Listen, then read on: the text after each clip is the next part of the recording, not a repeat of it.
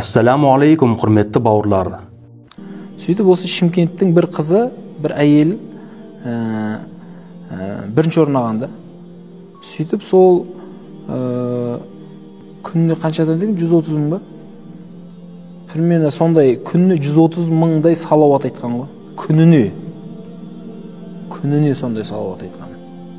Сөйтіп 1,5 миллиондай салауат айтқан екен. 1,5 миллион салауат айтқан.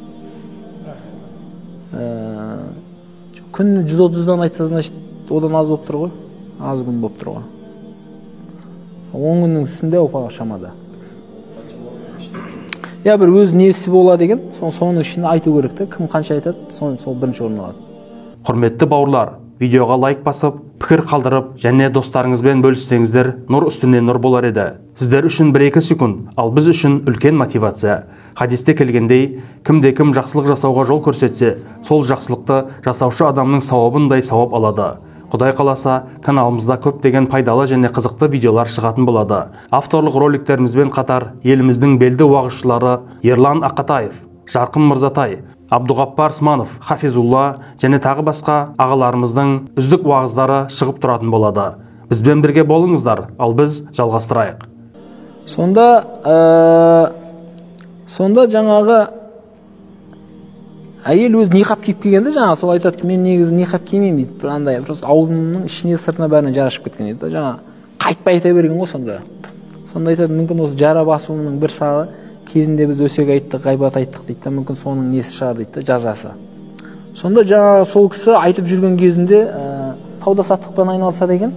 Хадиша анамыздың өмірбаянымен танысқаннан кейін сол кісіні қатты жақсы көріп қалған екен да, жаңа. Сол секілді болсам, Хадиша сияқты болсам деп сондай бір арманы болған екен. Сол кісіні қатты өзіне үлгі тұтқан да, ол кісі. Салауат айтып жүрген күндерінде түсінде пайғамбар алейхиссаламды көрген екен да. Өзімен бірге пайғамбарымыз саллаллаху алейхи бір кісіні ертіп келген екен да. Сөйтіп, сен менің қасымдағы келген кім екенін сұрамайсың ба деп, сонда 2 рет па 3 рет па қайталаған да. Өзімен бірге Хадиша анамызды ертіп келген екен да, жаңа кісі. Бұл кісі Хадиша анамызға ұқсағысы келді. Аллах тағала оны пайғамбар алейхиссалату вассаламмен жаңа келтірген да. Шын пайғамбарға деген несі ғой, жаңа махаббаты да. Өйткені мынандай ғой жігіттер, бұл салауат кез келген адамның аузына сала бермейді да бұны. Алла тағала сіздің аузыңызға салды ма, енді сіз бір салауат айтсаңыз, Алла тағала сізге 10 салауат айтады деген.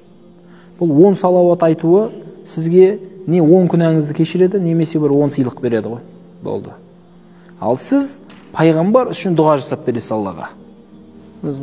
Яғни сіз бір салауат айтсаңыз, Алла тағаланың сіздің не 10 күнәңізді кешіруі, не бір 10 сыйлық беруі Алланың өзі міндеті болып қалады деген, қарасаңызшы. Және бұл кісі бір аурумен ауырған, жазылмайтын. Сол жазылып кеткен ғой Алланың қалауымен. Салауаттың тағы пайдасы. Сондықтан иншалла Аллах тағаланы және зікір қылып жүруден артық асылы іс жоқ. Бауырлар, видеоны соңына дейін көргендеріңізге Аллах разы болсын. Арнамыздағы басқа да роликтерге мән беріп көрсеңіздер. Назарларыңызға рахмет. Ассаламу алейкум ва рахматуллахи ва баракатух.